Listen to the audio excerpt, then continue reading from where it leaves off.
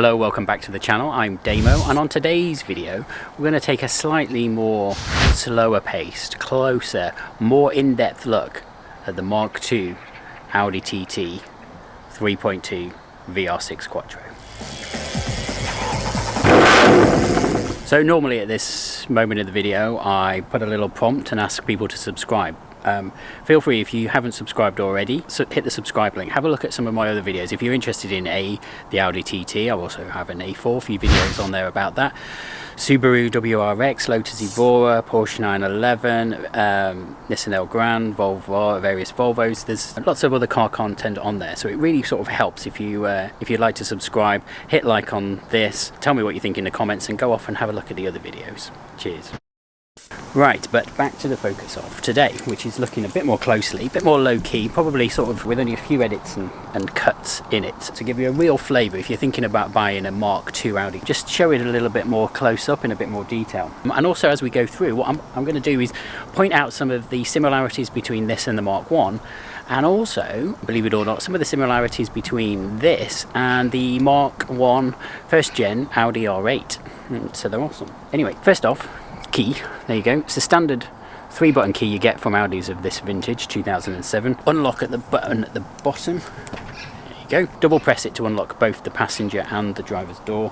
Single press just does the driver's door. You can code that out using Badgecom if you needed to. Press and hold middle button to release the boot. That's quite standard on TTs. It was the same in the Mk1. You can't actually hit a button or anything clever under here to actually open the boot. Ooh, it's just shut again. You have to use the key or the button inside. In this case it's on the door. Again, standard configuration similar to the Mk1. You get a nice big boot basically, and fold down seats and this little parcel shelf here. My Mk1 had a warning, oh yeah, so does this one. You have a warning that when you do shut this, if you've got tall people in the back walking about here, could hit their heads, so be careful of that. It's really only suitable for kids.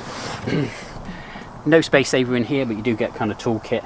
Also, you get the battery in here, which wasn't in this position in the Mk1. It was up front on the boot, I believe. So no space saver, but there doesn't appear to be foam. I think you can get a space saver that fits in there. You have to kind of get the relevant bit of foam, if you like. But yeah, that's the boot, or trunk, as you say in the States.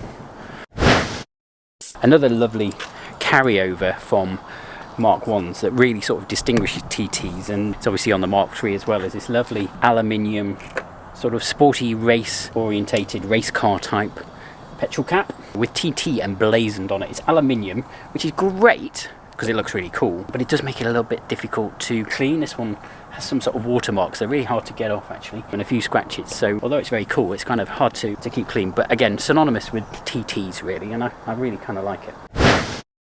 So before we jump in to the TT and have a look, let's talk about the headlights. I suppose for me this was the biggest variation from the Mk1 when the Mk2 first came out, and I'll have to confess I wasn't the greatest fan of them. I didn't really like the sort of shape of them. Now they are sort of synonymous, sort of TT shaped, as the Mk2 is now, years later, fairly common. But at the time, I don't know, I thought it was too big a change from the sort of the originality a bit of the Mk1. But as time's gone on, they've kind of grown on me, and now the Mk3 obviously has that real sort of nice, very tight, very angular, muscular headlights on it. And of course what you also got with the Mk2 was the more corporate 2007 car. Over there you see a V7 Audi A4, the very corporate of the time sort of Audi grille. This one, one of the ways you can sort of tell Mk2 TTs apart is they do have slightly different grilles, the TTS and the TTRS. This is just kind of your bog standard sort of mesh grille with chrome around it. A lot of people go to a lot of trouble to replace these, either using aftermarket ones or OEM ones that have sort of black it out and do make the car look a bit meaner. And I'll be honest, I have considered that, but I've sort of stepped away from it. I'm sort of not worried too much about it. I'm sort of over doing too many things like that cosmetically to make it mean and aggressive. It still looks kind of cool from the front, if you ask me. It's also got a nice touch here, little Quattro badge there in the grille too. So just quickly, again, before we go inside, I don't know whether you can call this a diffuser, because it doesn't look like it's doing much in the way of diffusing, but these bits differ quite a bit actually on Mk2s between different models. The TTS and the TTRS get progressively sort of meaner with more kind of slats in them and things like that. So again, a way to distinguish the different types of Mark II models is to have a look at the rear bumper and exhaust. This one obviously modified exhaust, nice quad pipes there, lovely. Okay, let's jump inside. So unlock. If you step away actually from the car lock itself, you've got nice door handles, very similar door handles to the Mark 1. They're sort of sticky out. Most cars have these door handles. This is a real sort of nerdy car fact, which tell me if this is true or not, but I believe all car handles were kind of engineered to be a bit more like this. So in the event of an accident, it was easy for the fire brigade to get claws on these and pull the door open to save whoever was inside. Unlike on this B7 Audi A4, they're a little bit more flush. You can't actually grab or put any grippers on there to yank these doors open. So yeah, obviously I think later Audi A4s changed that. But yeah, there you go. Interesting fact, I suppose. Right, it's locked itself again. Did you hear that? Let's open it. Right, before we look inside, let's just have a look at this door a second. Turn the camera around. Again, the Mark II really sort of stepped up the game from the Mark 1. Just sort of see the thickness of the door. If you were to have a look at the thickness of the door in a Mark 1, it's just not quite as solid as that. You've got this lovely shaped, go down this angle, you can see the sort of shape of the frameless glass there, and you've obviously got the usual close and the glass pops up, which is great. It's less great in winter when those things ice up. Tip there, if you do own an Audi, make sure that you defrost on the outside thoroughly before trying to open the door, otherwise it can get a bit sticky, which I don't think is good for the electric window mechanism. Right, a few buttons on the door that you get: lock and unlock here, electric windows, and to adjust the wing mirrors, lock and unlock doors, and down here you've got the petrol filler cap release button and also the boot release button. I noticed recently actually you've got a couple more buttons here. One I think is to disable the alarm, and the other is if you are being towed or the car is being towed away. Okay, right, on to similarity number 1 with the Audi R8. This is red magma leather. I do like a black car with red leather.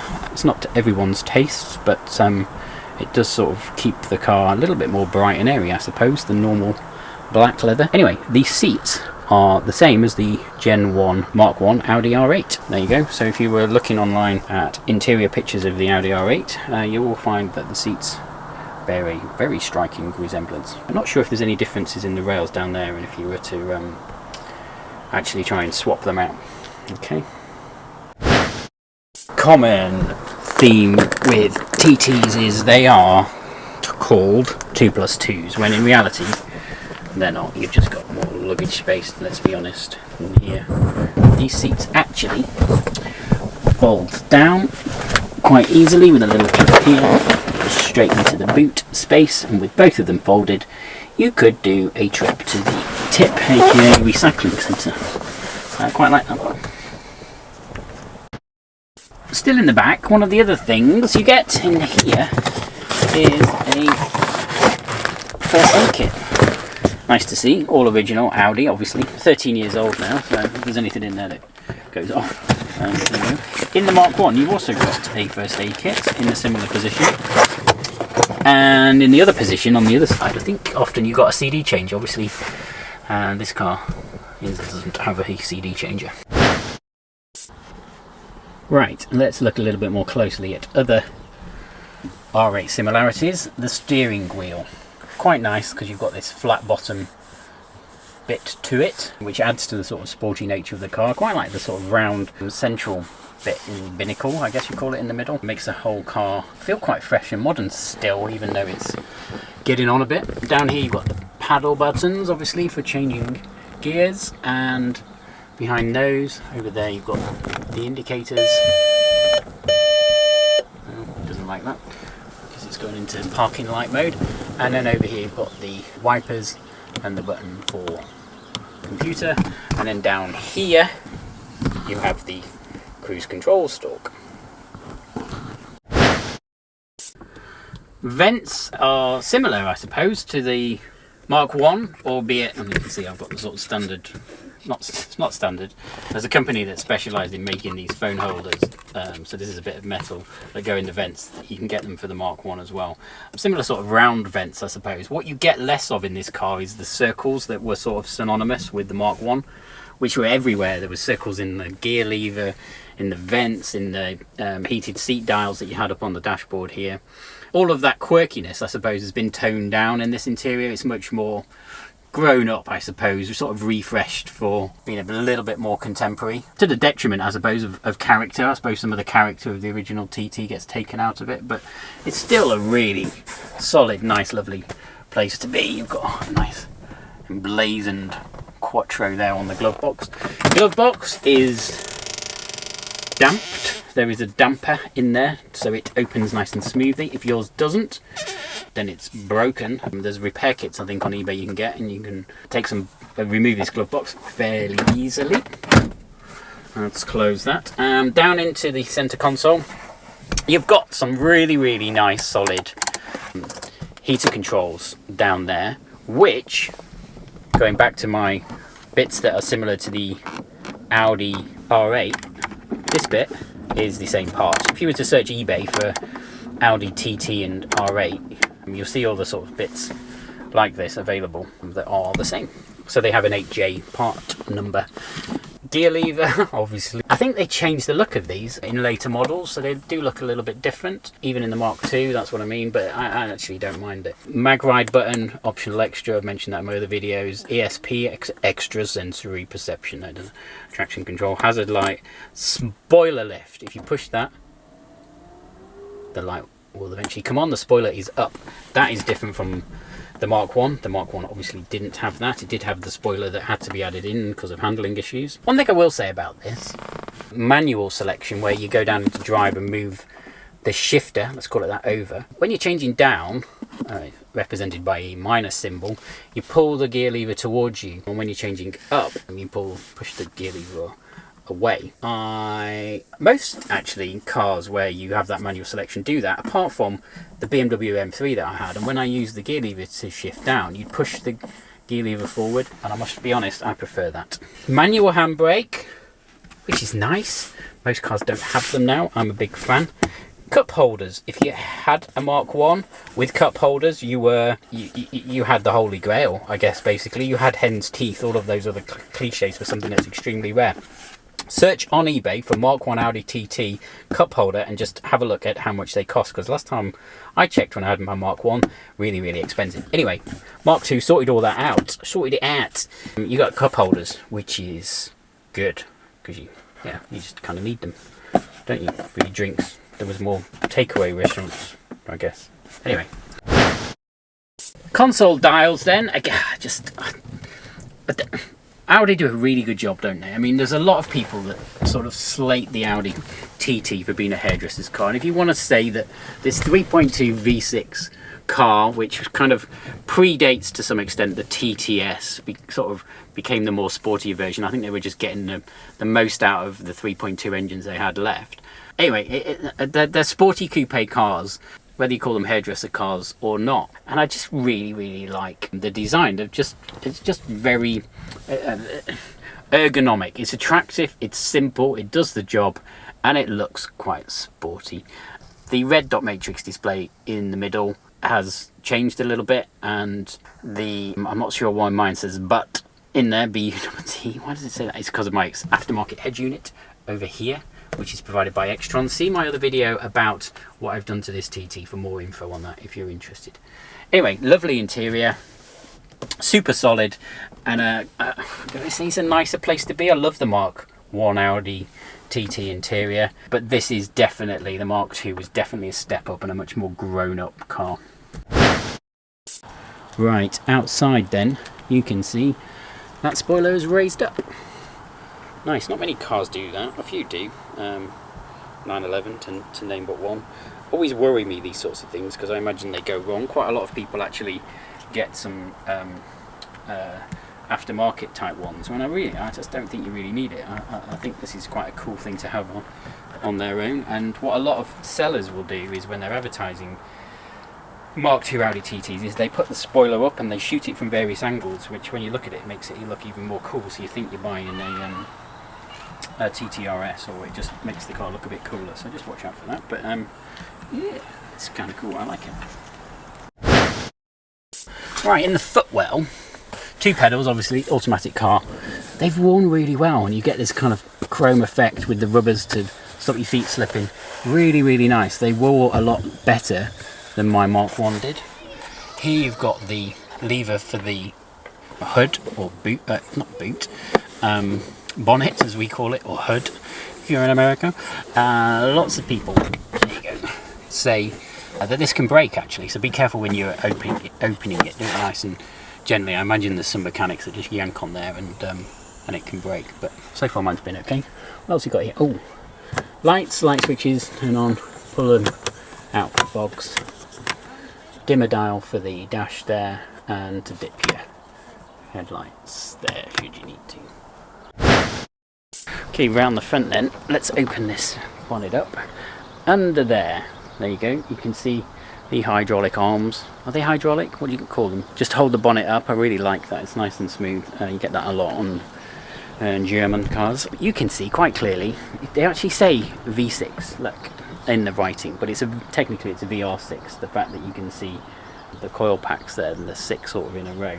3.2. So to my American viewers, if you're watching this, I'm pretty sure they didn't do the 3.2 in the US. Tell me in the comments if you think I'm wrong. So somebody looked at one of my videos and sort of basically told me I had a TTS. I quite clearly don't have a TTS. I do know what car I own. I just thought it was a bit of an odd comment, and haven't said anything back since. Under here, it's an engine, isn't it? But more importantly, it did change quite significantly, I think, from the Mk1. If you look under a Mk1 bonnet, the engine always seemed to be a bit further forward. I'm guessing there's more space in here for sort of crumple zones and bars and everything to protect you in the event of a crash, etc. One thing I do quite like that they carried over from the Mk1 is the washer fluid bottle. Is bizarrely, took me ages to find it on the Mk1 originally. It's down here, it's just over this front wing. And the reason I sort of remember that is because I replaced the front wing on the Mk1, which took me a long time. There you go. In the interest of pointing out variations between the Mk2 and the Mk1, indicator lights in the wing mirrors were a thing that got introduced, quite common now. I think most cars have them, but the Mk2 brought them along. Interestingly, B7 Audi A4 of the same era doesn't have them. But there you go. Overall then, I mean, you can obviously tell the Mk1 defined the now, I was going to say it's classic, but very clear and obvious TT shape and TT lines. That concludes today's video. If you liked it, give it a thumbs up. Please subscribe to the channel. It really helps with supporting the channel. If you like Audis in general, we've talked a lot about the Mk1. I've got quite a few Mk1 videos on the channel. Go and check those out. Also the Audi A4 and other cars as well. Subaru WRX, Lotus Evora, etc. I mentioned this at the start of the video. Please go and check them out as well. Please subscribe, write in the comments and tell me what you think. The one thing we haven't actually done today in this video is drive the car or talk about driving the car. This wasn't really meant to be a review. I just wanted to get a little bit, slow things down a little bit, the pace of the video, and just get a little bit of a closer look and just talk through some of the things about the Audi that I like, and also compare it a little bit to the Mk1 and mention those points around the Audi R8. But if you do want to see the car driving along, and especially the noise, and particularly the exhaust, which is aftermarket, Scorpion Red, check my other video out on that is specifically all about the sound of the exhaust, so go along and watch that. Alright, thanks for watching, hope you enjoyed it. As I say, like, share, comment and subscribe. Cheers.